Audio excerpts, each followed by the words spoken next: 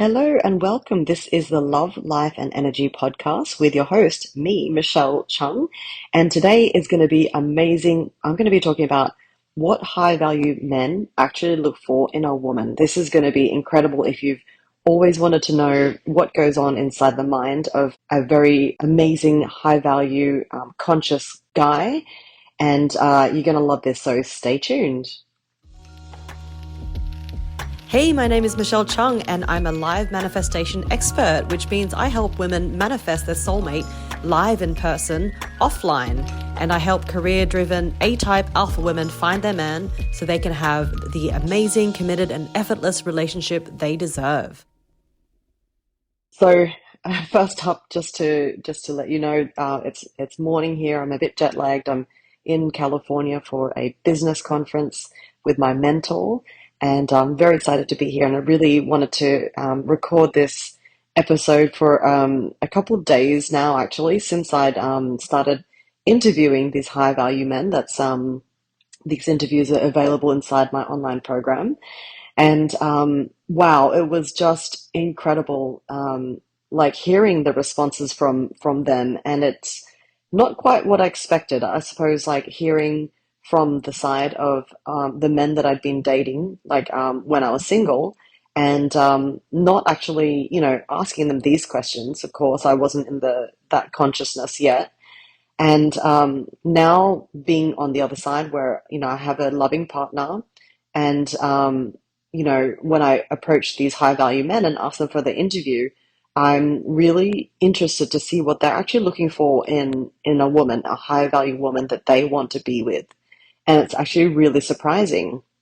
So, I guess one of the guys that I interviewed, I met him from I went to Mind Valley Financial Freedom Summit, and it was in London. It was a couple of weeks ago, and I had, I guess, wanted to manifest some, people that I could network with, and just wanted to. I wasn't sure exactly who I was looking for, but I just knew I wanted to go there at this Mind Valley Summit to network with the right people. And I guess what happened was I went to a VIP lunch and started talking to a guy that one of my friends had, a new friend that I'd made there. She was chatting with a guy, and I had no table for my lunch, so I went to join them at their table. And the conversation with this particular guy was just incredible. He had this amazing energy, amazing, very genuine smile. He was attractive, but his energy was just so positive and so welcoming and genuine. And the conversation that we had went from, oh, I like salsa dancing, he was saying, and then we started talking about the masculine, feminine, and the leadership and follower role in Latin dancing, which I talk about a lot. And I just really believe that there is that balance there when it comes to Latin dancing. You can learn so much about the masculine, feminine roles. So this turned into this really amazing, incredible conversation about how the masculine and feminine roles in relationships. So everything he was saying was so like, you are just reading my mind, and this is exactly what I'm teaching in my online program and all my content about how masculine men need to, I guess, be in a relationship, and how feminine women need to be in a relationship so that they can have that interdependent, healthy, balanced relationship that actually works and grows with you instead of the dependent relationships that I talk about. So this concept of dependent and interdependent relationships comes from Stephen Covey's book, The 7 Habits of Highly Effective People. So I use this kind of analogy when it comes to relationships. You don't want to go for those dependent relationships. You actually want that interdependent relationship. And what you will find is that in that interdependent relationship, two high value people will be attracted to each other. So when I was speaking to this guy, and I just thought I have to interview this guy for my program. I have to let women know exactly what this type of guy is looking for in a woman, and what is actually going on inside his mind. Because I suppose, because I have a partner, I don't have any, personal vested interest. I don't have any like motive for myself. Um, so I'm able to, ask really deep and insightful questions to someone like him and really get inside what he's thinking without my own personal agenda, if that makes sense. So I invited him to do this interview, and at first he said no because he said he was very private. And the more I kind of sold him the idea that women really need to hear what your point of view is, what are men actually looking for, the more we can help, balance our society and balance our expectations about what the other person is looking for in a relationship. So I hear so often what women want in a relationship, and me myself, I went through the same thing. But how often do you hear what the other side wants? The guy that you actually want to be in a relationship with? How often do you hear from an impartial, um, unbiased view of what he actually wants? Okay, so finally, I jumped onto it very quickly and got him onto a Zoom interview. And so I asked him a couple of questions, and I was really surprised actually what he was looking for. And as I interviewed more men for this interview series as a bonus for my program, there was a common theme that was going, and it's not what I expected. So for example, when I hear women talk about the kind of relationships they want, it's often like a checklist, and it's often like, I suppose, it starts out superficial, but then when you really get to it, what women want um, changes a little bit. So, for example, um, normally women will say, even on their dating profile or when you speak to somebody, that, they have to be tall. That's like, seems to be a major concern. That, they have to have a good job. They have to earn well and be financially secure. Then on that list is also that they want to someone conscious, someone who's emotionally intelligent, um, and I suppose it depends if you are also in that stage of, if you're also conscious and you've done a lot of personal growth work, you kind of want your partner to be in that same boat and not have to, feel like you're dragging them along. Like I felt like with my ex-husband, he didn't want to go through this personal growth journey with me. So it was very challenging, and that was one of the reasons why we split apart. So I guess on that checklist is you want somebody who has done their work and their personal growth as well, and you want to be meeting them on that journey and not like be so far many steps ahead and not have that part in common, right? So the checklist for women tends to be a lot about the external, about the security, the safety, and not I don't hear that much about someone who's conscious and emotionally intelligent, although that becomes almost like an afterthought. So it leads me to think that maybe women look for that external, which is actually the masculine, feminine being internal, masculine being external. According to Chinese medicine kinesiology, left-sided is feminine, right-sided is masculine, sun or above is masculine, moon or below on the earth is feminine. So there's all these different polarities, right? So perhaps that's when we're looking for our guy, our ideal partner, we look for those external things, those masculine things, and I suppose that makes sense. So what happens then with men? What do they look for? So um, from this, I guess, deduction of these conversations, these interviews that I was having, it seems that men are looking for the internal. This is the feminine in women. A lot of them mention that they're looking for someone who's kind, nurturing. It's all about her heart. And that actually knowing who she is and being really confident in herself and just being really sure of herself and just knowing who she is in her skin is really sexy. This kind of confidence is really sexy and attractive. And not once did I hear them talk about how she looks, how thin she is, or how successful she is, or anything about her job, or anything about her clothes, or her things that she wears, or people that she knows, or those kind of, I guess, external things, right? So I was actually very surprised to hear, like in this interview with this first guy, that one girlfriend that he actually met was on a plane, and that he heard her. He didn't even see her yet. He was sitting in front of her on the plane, and he heard her voice, and she was talking to the elderly man next to her, and just by the way she was interacting with him, gave him a feeling that she was really kind, that she was really nurturing, and he said that what stood out about her was her interaction with other people and how kindly and gently she treated them. And that made him want to eventually turn around, I suppose, and they got to talk. And he said that she became his girlfriend for a couple of years. So isn't that interesting that you can meet anyone, the right man, when you're in the right place at the right time, but you have to be that kind of person that he's already looking for.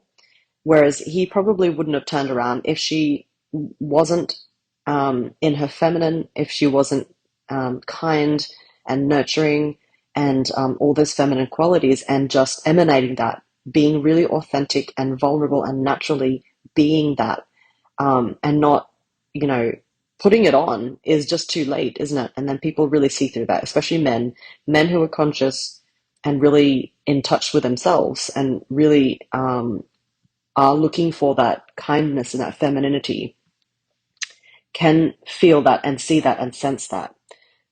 So, yeah, that was really surprising. I guess what the main point is that men and women actually care about different things in a partner, and that men want the feminine qualities that they don't have. They want a complementary partner, not somebody who reminds them of the men they work with, right? So, I think a really interesting point is that we get in, like, we are successful, career-driven women, A types or alpha women, if I may say, that we feel like this is such a valuable part of who we are, that we need to kind of constantly parade this in front of people, or we need to remind people of how successful we are. But in the end, your high value man, your ideal partner, doesn't care about this. I suppose in traditional stereotypical gender roles, it's the man who's the provider, this kind of stuff, which is why feminism grew into this equality beast, I will say, that it turned into. But in the end, this is really not what a true masculine man will care about, right? So it sounds stereotypical, but what we're doing now is actually redefining this blurred line that has happened because of feminism and because of this patriarchal society that we've had for thousands, centuries. We are now redefining what it is to be masculine and feminine, and really start to understand these guidelines that will actually lead us into a healthy, enriching, fulfilling, interdependent relationship. So women, when we are too much in our masculine, we want that fairness and equality. And of course, we don't want to fall back into that, slave mode of being subservient. And we don't want to go back to those times of patriarchy, right? Of course we don't. And perhaps you're in a way that you're indignant that you don't want to be back in those kind of dependent relationships where you don't feel that balance and harmony with your partner. So obviously there were that in your past relationships you learnt from those, and now you can look forward to changing and following these new kind of guidelines and try them out, test them out, try them on, see if they work for you, see if you like them. And what I must say is that I am seeing a really big trend out there, especially in social media. I'm following one guy. His name is, I think, Jake Woodward. And everything he's saying is exactly what I'm saying, and is exactly what this interview was about as well. That the masculine needs to learn how to lead, not control. We've had too much control in the past, but learning how to lead from a healthy, balanced masculine, the yang, that is part of the yin yang balance. And, men need to learn how to become men again. So it's a whole process of women being empowered in the femininity, men being empowered in their masculinity as well. So it's not just, for us, but we work with ourselves, we work with who who we can change, which is only ourselves. We cannot change other people, right? I'm sure you might have tried in the past and it hasn't worked. So this is absolutely the way to go.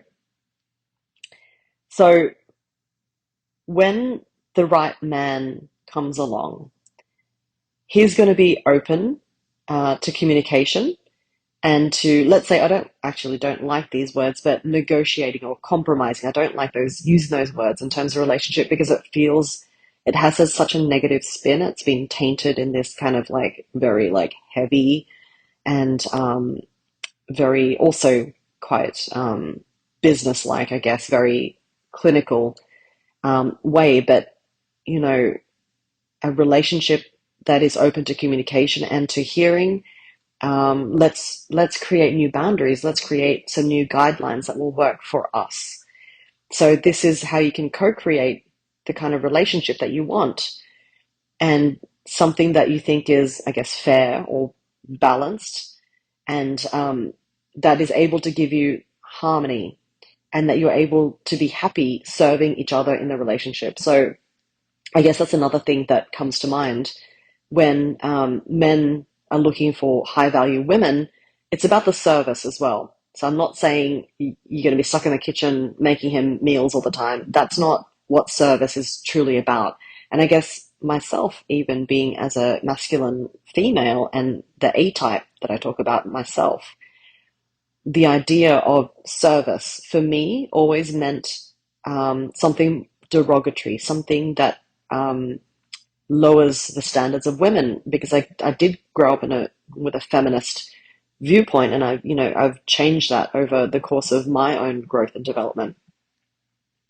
And that, I guess we like, I guess the most authentic, genuine, balanced and happy relationships, the interdependent relationship, is about being happy and joyful in the service to each other.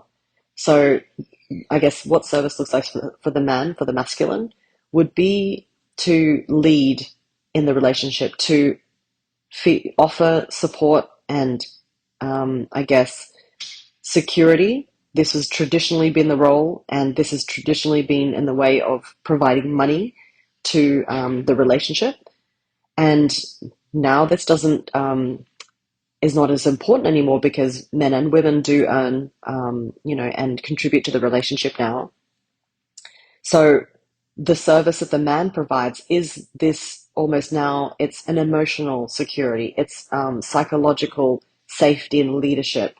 And it was interesting because in this post by Jake Woodward, and I was like following it and I was looking at some of the comments, he's offering a program for men to come into their masculinity and to provide and create leadership roles. And somebody made a comment saying, I love your content, but I don't agree with certain points. And it was really interesting because what I was seeing in that commentary was they're just redefining this very blurry line that has been happening now, that it has been stopping men and women from finding fulfilling, happy relationships because of this blurred line. Women and their masculine being very resistant to being put back into the stereotypical roles and being put down again.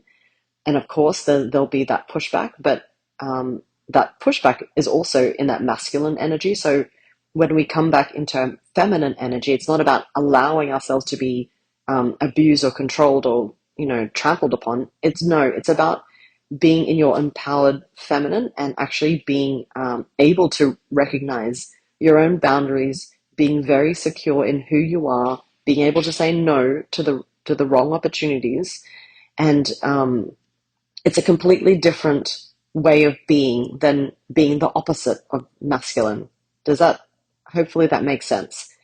I think in the past, when we were suppressed so much in our feminine, we forgot how to be feminine and we just became the opposite of masculine, which was like the downtrodden and the suppressed and the controlled. But now we have this opportunity to come into our feminine, which is completely different to the not masculine. Feminine in itself is its own powerful energy force, and being able to grow into that and learning how to receive is really, really important. So that, I guess, brings me to the point of what is service for women in a relationship. So from these interviews, it's what men want as, I suppose, the service in the relationship from women is that kindness, that nurturing, that loving, that, I guess, looking after in a different way. So I suppose that service is looking after each other in the relationship in a way that you wouldn't get from being single or from being in a dependent relationship. Hopefully that makes sense. So that service looks like the man being in his masculine with the leadership. So the woman doesn't have to be leading all the time. Imagine if, and you probably are, that you're a successful woman, you've got your career, um, happening for you, you, you're running your business, you're successful, um, you're managing people, you're managing teams already. And imagine coming back home into your relationship and having to do that with your own man. Oh my gosh, that is so exhausting. That's what I went through myself. And after a while, I got burnt out. That's what Jake Woodward was saying, that women don't want to be doing that in a relationship at home. And I completely agree because I was there. And having that career part of your life and having that success, amazing. You use your masculine energy, you're successful, and that's where it goes. And when you come home, what our high value men want is that service to the relationship where you make him feel loved and respected and cared for. And in turn, he will do the same thing for you in his own particular way. So this was really this is really interesting, and I just loved this interview. And I hope you get to see it as well if you join my program. And what else? I think what came across from this particular guy in this interview was just how confident he was in his beliefs and his ideals. And one of the questions I did ask him was, where did your beliefs come from? Where did you, like, I guess, learn your beliefs? Where did you absorb them from?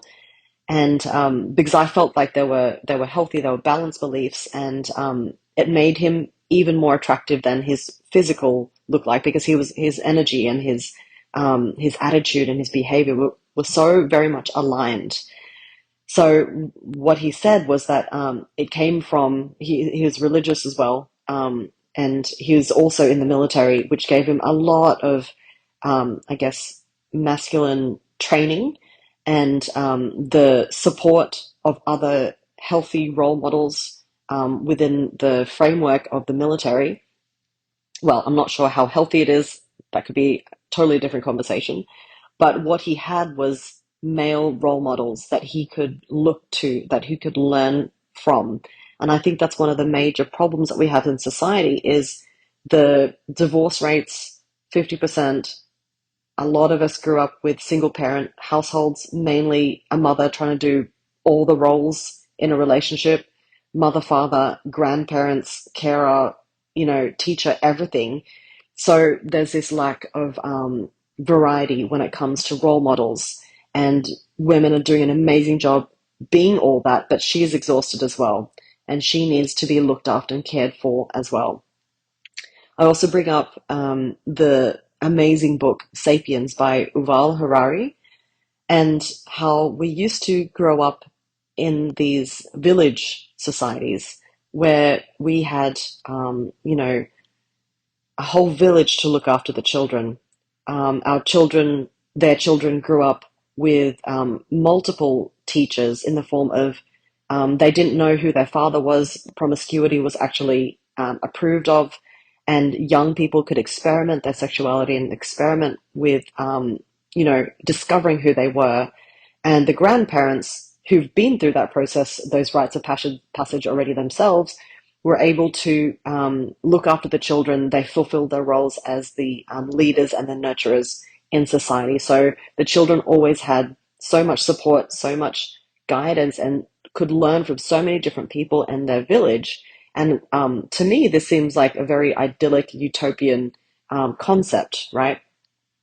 So I think what could be interesting is looking at those old ways and picking from them the parts that did work, and let's try to integrate them again into our lives, into society, and see if they do work for us again. I guess the coolest thing I've learned about business is don't throw out the baby with the bathwater. Try a couple of things, see what works, right? And keep optimizing those things that work. Keep modifying for your daily life and your routine those things that do work until you get this really optimal um, strategy and these concepts that you put into practice and implemented them and that they do work in your life. Why not use them to make your life the best that you can and really fulfill your potential? That's my kind of my viewpoint, my way of doing things now. And because I've tried in the past so many different things, and I used to throw out the baby with the bathwater. Like if something didn't work, I'd throw it all up, throw it all away, and start again, right? And that was exhausting. So now I have this new way of looking at things, and especially with masculine feminine relationships and this interdependent relationship, I feel like this is like the best kind of structure for relationships going forward. And, you know, understanding what the men that we want, what they really want in our relationship, and embodying that, not trying to be anything other than yourself, but that's actually just what they want. That high value men want to are really attracted to women who are self confident because they've done their own internal work.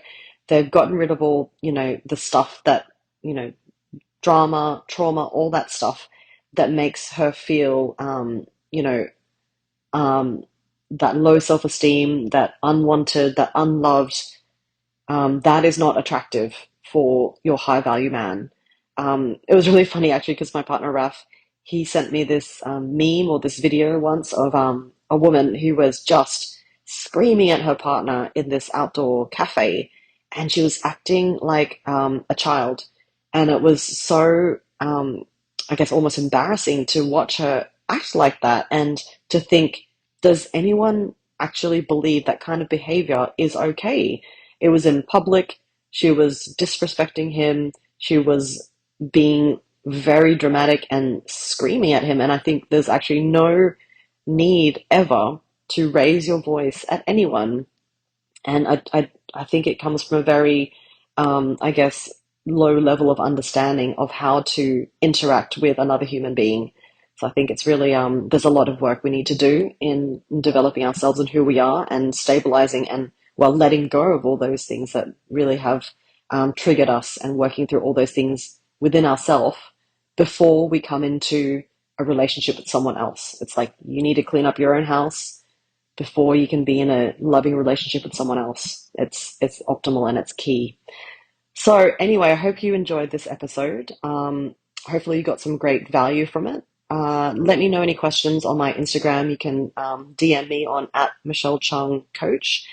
And if you're interested in my program, please go check out my webinar, which will explain more details about the program and will give you some hopefully extra insights and some you'll get some really great value from the webinar itself. And you'll also get to learn about what's inside my program, what you're going to get, and basically how to find your soulmate and be in that ideal relationship.